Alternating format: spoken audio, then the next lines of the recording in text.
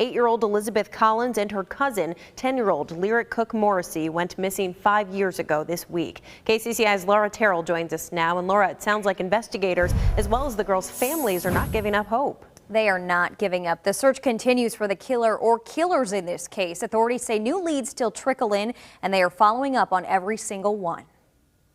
Just the thought of having your sister not here when you wake up is just terrifying. She was only 4 years old the day her sister Elizabeth and cousin Lyric disappeared, but Callie Collins remembers everything, even asking her sister to go on that bike ride. And I said, "But can I go?" And she said, "No, because Grandma's not gonna come with." Elizabeth and Lyric never came home from that summer afternoon bike ride.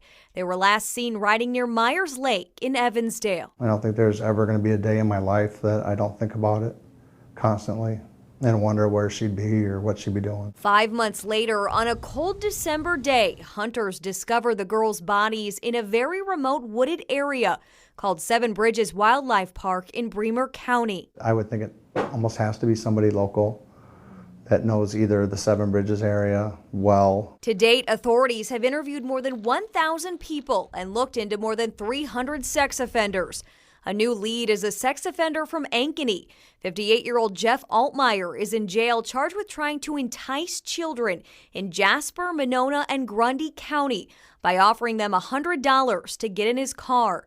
Court records show he was working as a traveling automobile damage field inspector. It's very concerning to us when you have an individual like that has the access that he does through his employment at the time to basically roam the state or roam the Midwest. Lyric's parents, Dan and Misty Morrissey, are now both in prison serving for unrelated drug charges. At the time, their involvement with drugs fueled speculation. But today, authorities don't believe they were involved. I think people are confident in saying that they didn't have an active role. However, I mean, that doesn't rule out anything coming into the future. 2 people have confessed to the crime, but authorities eliminated them after finding out they didn't know any intimate details about the case. Investigators have never told anyone exactly how Lyric and Elizabeth died. Drew Collins says he doesn't want to know, but he's confident both girls put up a fight. They were both scrappers.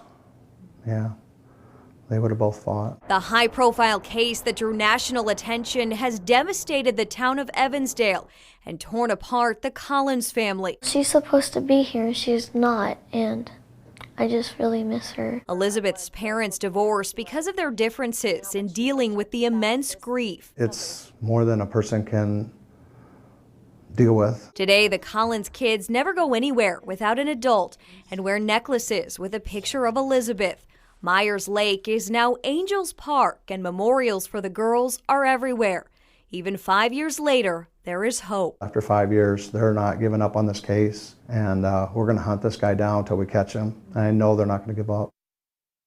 And there is still a $150,000 reward in this case. If you have any information, even if you don't think it's significant, authorities want you to call them.